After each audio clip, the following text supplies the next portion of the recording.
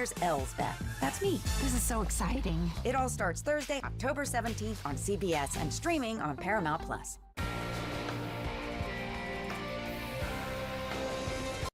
We have beautiful colors on the fall foliage. It is that time of year.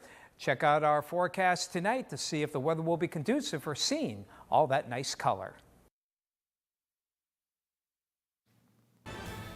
Good evening, everyone. I'm Kevin Hodge. Tonight on your WZMQ 19 News, we take a look at the mass evacuations taking place in the southeast as Hurricane Milton approaches. Plus, we'll see how the Michigan National Guard is helping clean up North Carolina following Hurricane Helene. And we'll hear about what the public had to say about the future of Negaunee earlier tonight. Your 19 News at 11 starts now. Live from the UP, this is WZMQ 19 News at 11.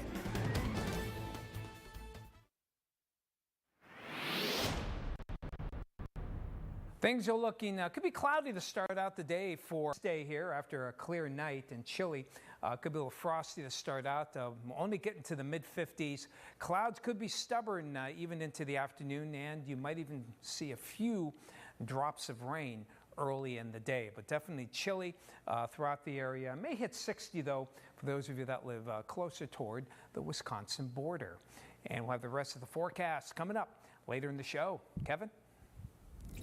Thanks, Tom. Parts of Florida are bracing for one of the biggest storms in a century. Millions of people have been urged to evacuate ahead of Hurricane Milton, which is going to hit Florida supposedly tomorrow night or early the next day. Our Washington, D.C. correspondent Rachel Knapp reports the massive evacuations and the damage this hurricane can do to the Sunshine State. For those trying to escape Hurricane Milton's path, finding an open gas station is few and far between. And when you get lucky, there's a line. Millions in parts of Florida's west coast have been urged to evacuate ahead of Hurricane Milton, which is expected to make landfall Wednesday night.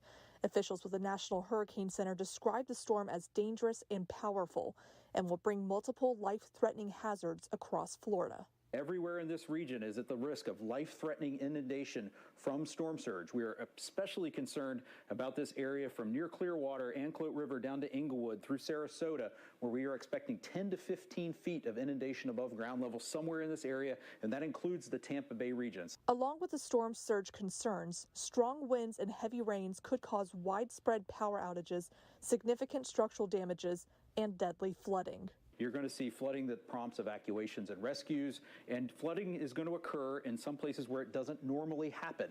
So again, please be on the lookout for any evacuation orders or other advice you're given by your local officials if you live in a flood-prone area. Debris is still lined up along roads in Florida, which is still trying to recover from Hurricane Helene just a week ago. That storm also devastated states along the East Coast.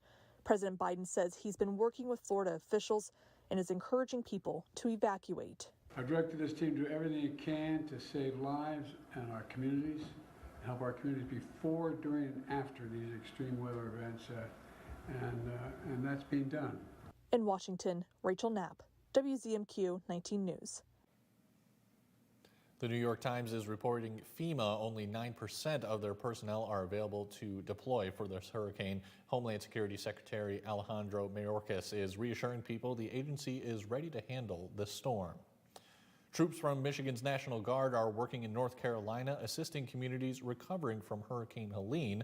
The company has traveled from Michigan to Burnsville as part of the ongoing emergency response mission to support areas impacted by severe flooding. Our Michigan Capitol correspondent Sophia Murphy spoke with the commander of the battalion about the Guard's first day of cleanup efforts. It's just about everybody in the area that they're at. Major Megan Breen of Michigan's 507th Engineer Battalion says soldiers in her company touched down in North Carolina Monday afternoon. On the ground, she says businesses and homes in the area have all seen severe damage from Hurricane Helene's flooding. Everybody's dealing with what the storm left. The 1436 Engineer Company has been tasked with a 10 to 14-day debris removal mission, using heavy machinery to move trees and rubble off the roads and cleaning up standing buildings to create community spaces. There's quite a bit of damage, a lot of trees down, buildings in quite a bit of disrepair. Michigan is one of around 20 states to activate its National Guard in response to the storms. Every state has different Guard capabilities, and with 2 engineer battalions, Michigan is uniquely equipped to help with the heavy equipment needed for cleanup. This is what they joined to do to support their communities, whether it's here at home in Michigan or our brothers and sisters in North Carolina. Hurricane Helene and related storms are already estimated to have taken hundreds of lives and caused billions of dollars in damages across the Southeast. And on Wednesday, Hurricane Milton is expected to hit land in Florida with even stronger winds. We've got the folks here at the headquarters kind of leaning forward to look at, if asked to support other follow-on missions, what do we have available in the state? Major Breen says that as Guard members begin work in North Carolina, there have been no official plans or requests for assistance in other states. But the Guard remains ready to help as soon as that ask comes. From Michigan's capital, Sophia Murphy, WZMQ 19 News. The future of regulating so-called ghost guns, unserialized and nearly untraceable guns which can be made from kits sold online, is now in the hands of the Supreme Court. As Natalie Brand reports, justices appeared skeptical of the challenge brought by guns rights groups. New regulations on ghost guns went before the U.S. Supreme Court Tuesday in a case brought by gun rights groups and manufacturers challenging the restrictions. Some individuals, just like some individuals enjoy working on their car every weekend, some individuals want to construct their own firearms. ATF rules treat the weapons typically assembled from at-home kits like commercial firearms with background checks, serial numbers, and sales records. The Biden administration argues that's needed to keep them out of the hands of minors and criminals. It makes perfect sense because the whole reason why you would want to get your hands on one of these unserialized, untraceable firearms is if you are a prohibited person or you want to use that gun in a crime. Justices used an analogy to question when and how individual parts become a gun. I put out on a counter some eggs, some chopped up ham, some chopped up pepper and onions. Is that a Western omelet? No, because again, those items have well-known other uses to become something other than an omelet. Would your answer change if you ordered it from HelloFresh and you got a kit and it was like turkey chili, but all of the ingredients are in the kit? Yes, and I think that presses on the more apt analogy here. Overall, justices signaled they're likely to side with the Biden administration and keep the ATF rules in place. They can quickly and easily be turned into operable weapons. The justices clearly saw that. The justices previously agreed to allow enforcement of the rule until they decide the case. The Supreme Court is not expected to issue a ruling in this case until this summer. The city of Negaunee held a public input session tonight to gain insight into what residents and businesses want included in Negaunee's latest strategic plan. Our John Truitt attended the forum and has this report. Residents, business owners, and anyone interested in the future of Negaunee gathered at the Upper Peninsula Brewing Company tonight to voice their concerns and make suggestions about what is needed during this next phase of redevelopment. City Manager Nate Heffron explains tonight's goal. Tonight we're hoping to gain some insight from the public, business owners, just folks in Negaunee about our new economic development strategic plan called Forging Your Venture. A long-term plan designed to enhance the quality of life for Negaunee residents, promote economic growth, and strengthen Negaunee's identity as an outdoor-centric community. This is the latest step in the redevelopment that builds on the progress made during the Moving Forward campaign. As we all know, Negaunee has really stood still for quite some time, and we've made a lot of strides in the last 5-6 years, and we want to continue that momentum, attracting new businesses, getting people to build homes, getting more people to live here. Negaunee resident John Becker made some suggestions regarding housing. The city should continue to do things to try to incentivize property owners to develop vacant parcels. Are there tax incentives that we can offer? Are there grants that we can help them secure so that we're building housing for people that clearly want to come here and live here? The City Council will now evaluate the insights gathered here and make a more formal decision at next month's City Council meeting. In Negaunee, John Truitt, WZMQ 19 News. Your first warning weather forecast is coming up after the break, and we'll tell you more about the Teal Pumpkin Project impacting Delta County communities. We'll be right back. Get an 11% rebate on everything at Menards. Check out our huge selection of carpet from Lutex Mills. Irreplaceable carpet is soft, luxurious, and provides ultimate comfort. Pick it up today for just $189 a square foot after rebate. Update any room with Tarkett laminate flooring and save big. Nautical Escape laminate flooring features waterproof technology and an attached pad for easy installation. Right now, only $219 a square foot after 11% rebate. Save big money at Menards. New tonight, Stephen Colbert welcomes a special guest. Surprise, it's Kamala. Vice President Kamala Harris comes to The Late Show. New tonight. Here's your WZMQ CBS This is Home Community Calendar.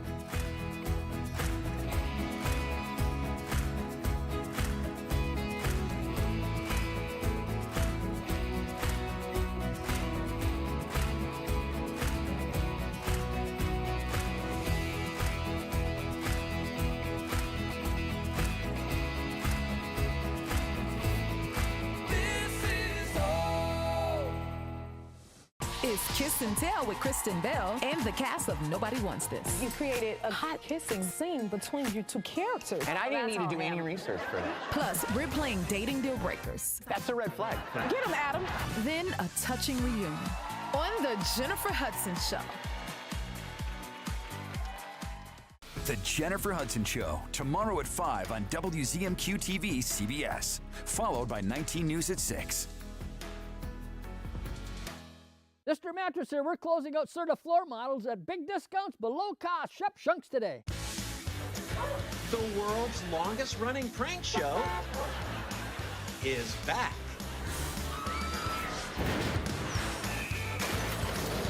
Just for laughs, gags.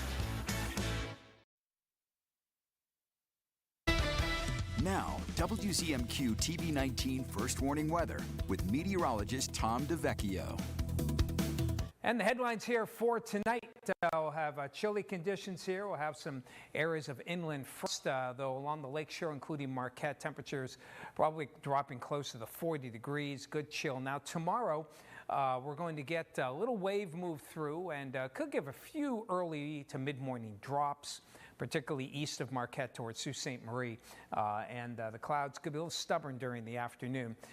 Thursday is a transition day, and then we'll get milder temperatures. Might even be able to get back to 70 degrees as we head on toward Friday. And great time of year here to check out the fall foliage here in the Upper Peninsula. You can see we are at peak right now across most of the western half of the Upper Peninsula here, and a little bit here towards Sault Ste. Marie as well. But outside of there, you can see plenty of color, lots of good color here. Thank you, explorefall.com, for that information there. So with this weather, get out and enjoy the beautiful fall foliage. Yeah, but as it happens, kids, well, they'll be heading towards school today. Don't think you need a raincoat, but there may be a few drops of rain as the kids go to school in the morning, and plenty of clouds. And those clouds could be kind of stubborn on this chilly flow, particularly Marquette eastward. Temperatures only in the mid-50s with some chilly conditions, but we'll keep the threat of rain pretty low. So no big rain chances, but things do look on the cool side. Things are going to be rough hurricane-wise here. Here's a tropical update. You can see Tampa could get hit with a Cat 4 Hurricane Milton, probably making landfall Wednesday night after midnight, and it's going to slide and still hold as a Cat 3 even on the east side of Florida.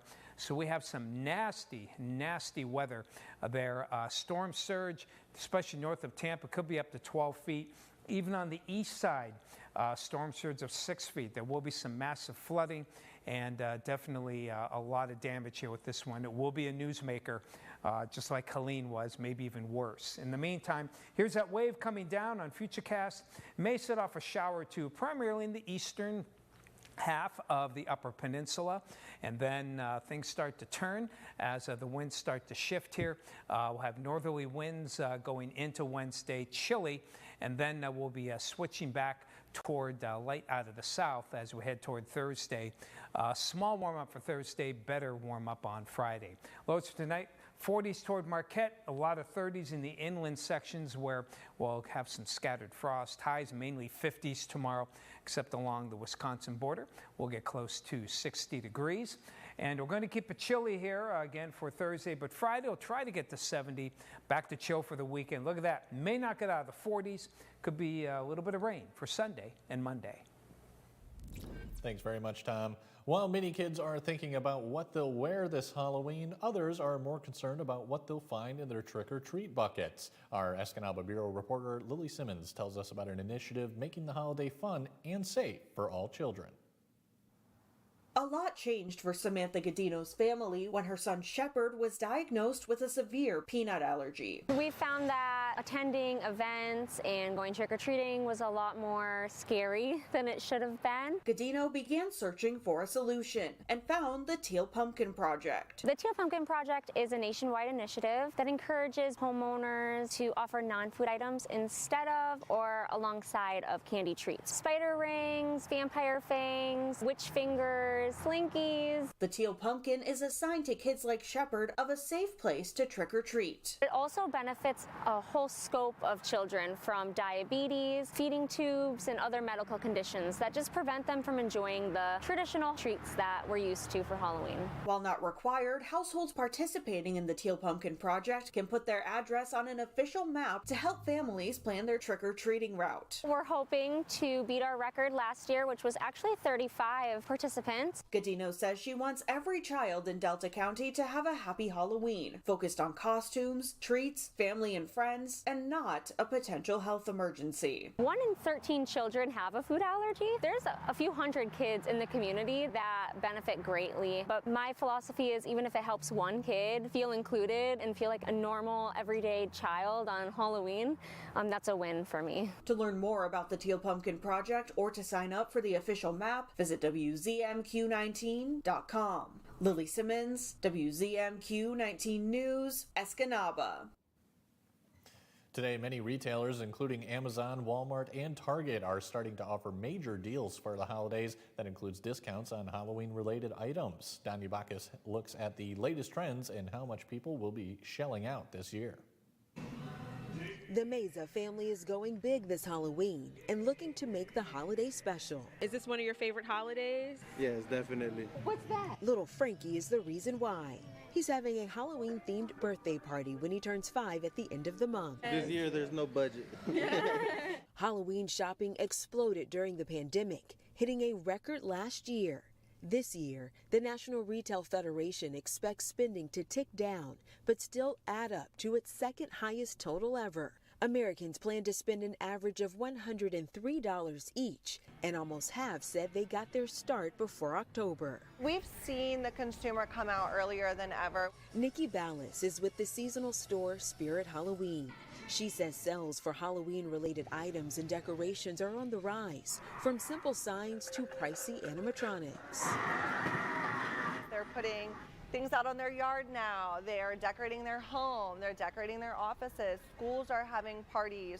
As for costumes, she says outfits for movies and TV shows are big sellers with kids, but plenty of adults are also getting in on the act, and costumes for couples are popular. My fiance, she's gonna probably want to match. We were Harley Quinn. She was Harley Quinn and I was Joker last year. Ian Megan says he's buying multiple costumes because he's attending multiple parties.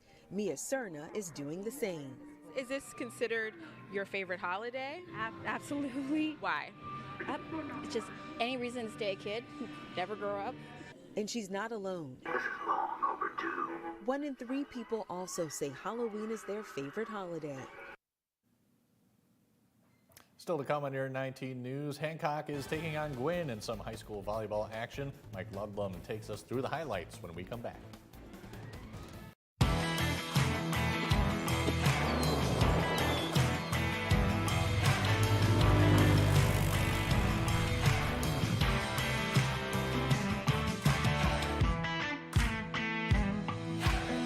Club Create, the Art of Possibilities, is a collaboration formed by Michigan Arts Access and the Houghton Possibilities Program, powered by Goodwill Industries of Northern Wisconsin and Upper Michigan. Club Create opens its doors to any person in our community who has a developmental disability. The goal of Goodwill's Possibilities Program is to help participants develop functional life skills, giving our participants the opportunity to socialize and live deeper, fuller lives.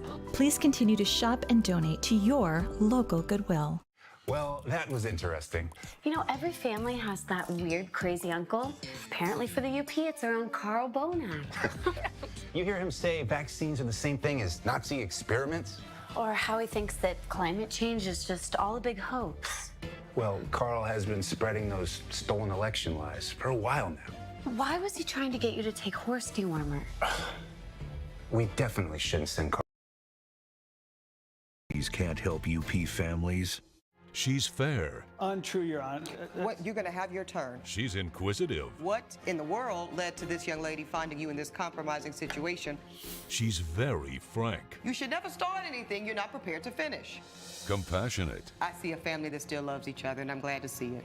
And firm. The only thing that matters in this particular courtroom, sir, is how I see it. Watch Equal Justice with Judge Ebony K. Williams. Weekdays on WZMQ CBS. Running my business, I'm always worried about managing logistics. The last thing I want to be concerned about is our banking. That's why I use First Bank. They make it all about me.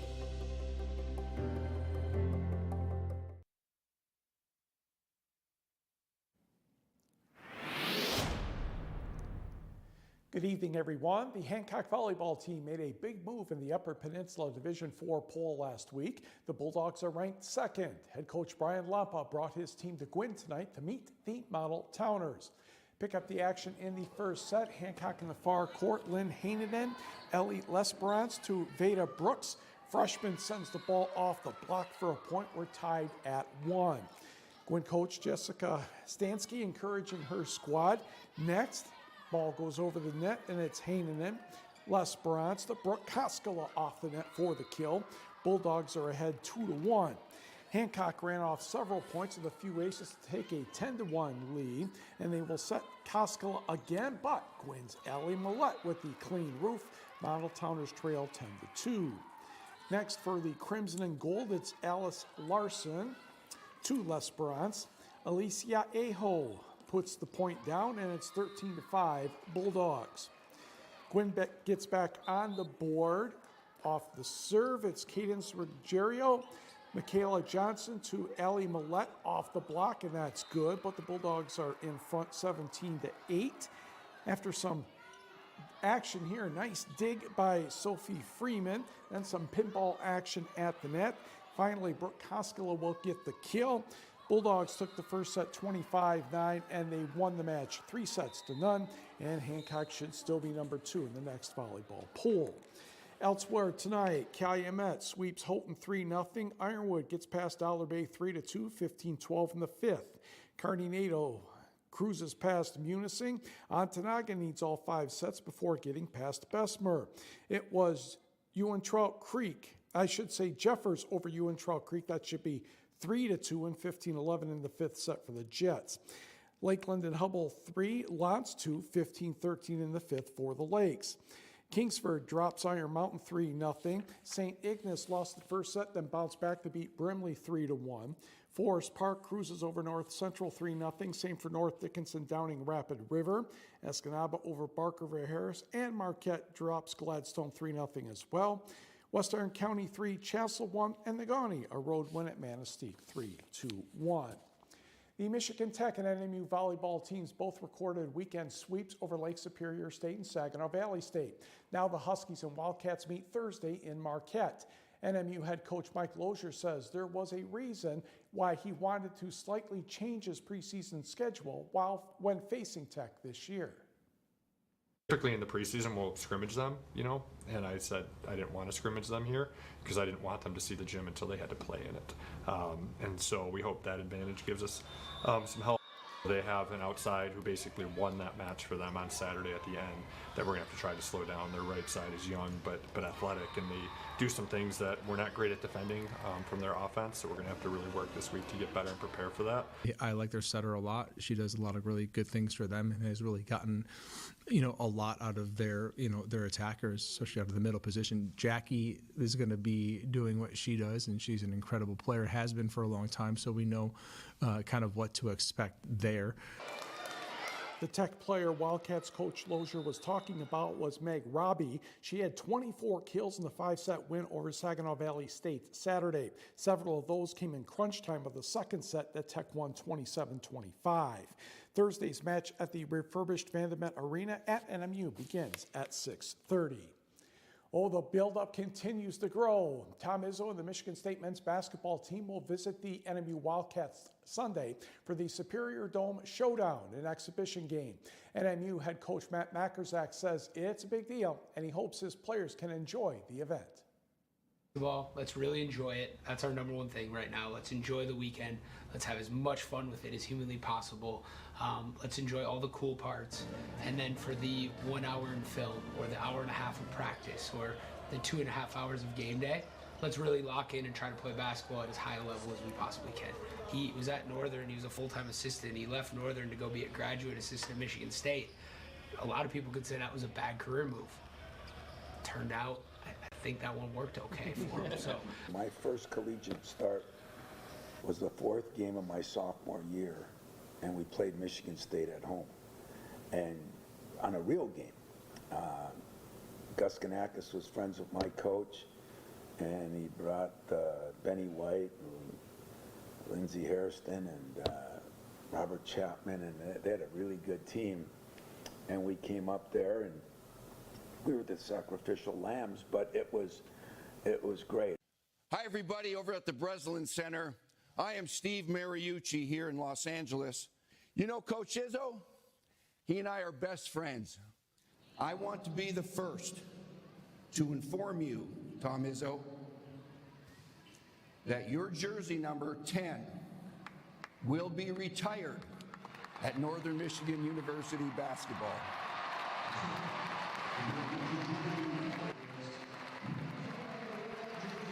That announcement was made Friday night at the MSU Madness at the Breslin Center. Again, game time Sunday, 1 o'clock Eastern. You could watch it on the Big Ten Network if you did not get a ticket.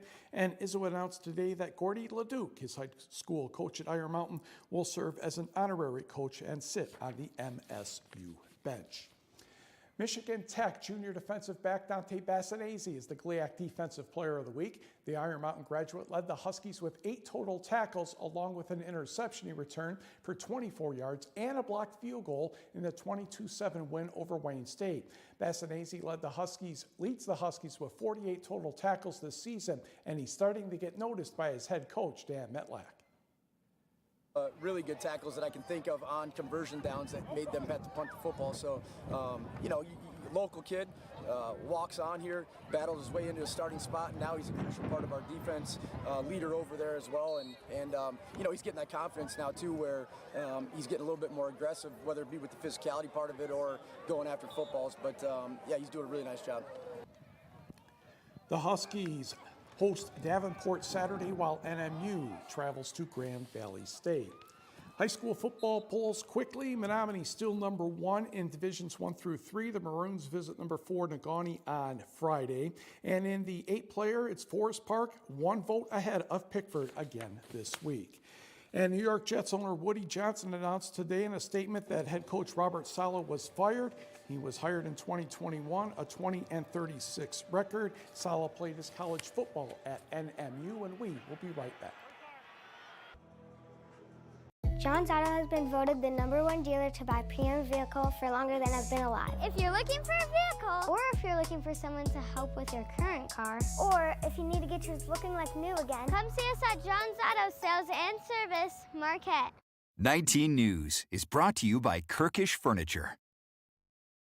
New tonight, Stephen Colbert welcomes a special guest. Surprise, it's Kamala. Vice President Kamala Harris comes to The Late Show. New tonight.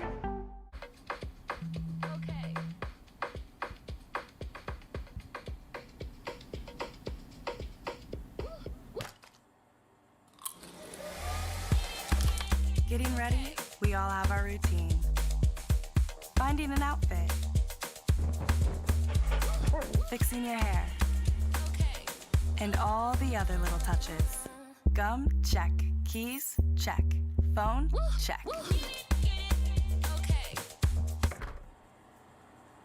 But of all the things you remember to bring with you, naloxone could be the most important. It can reverse an opioid overdose. You can get it without a prescription in most states, and it's really easy to use. If you or someone you know is at risk for opioid overdose, naloxone could save their life. Keep it on you and at home. For more information about naloxone, visit cdc.gov/stop-overdose. Top investigators and police use the latest forensic science to uncover the truth and solve real cases. The devil is always in the details. Forensic Factor. Is your parents' car sounding funny? Do you hear any clunks, rattles, squeaks, or leaks? Tell them to call John's Auto Service Department for fast, friendly, and affordable service. Come see us at John's Auto Sales and Service, Marquette.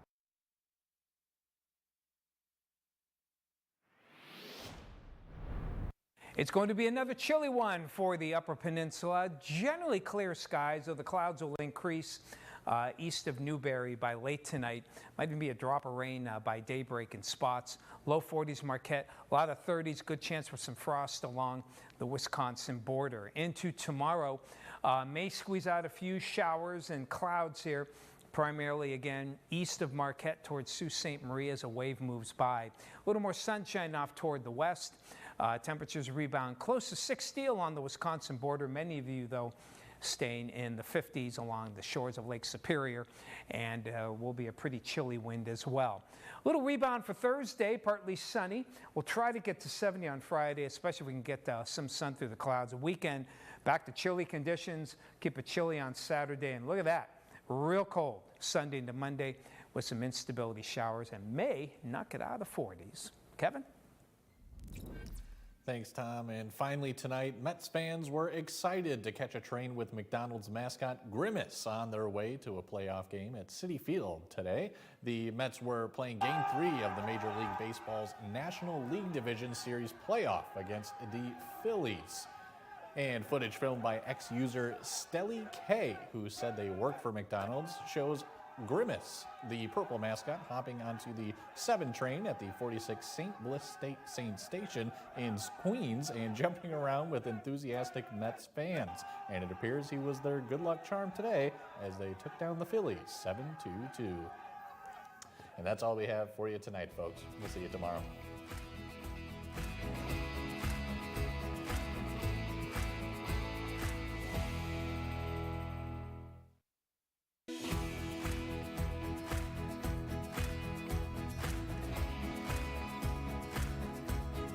New to Medicare? Recently moved or losing coverage?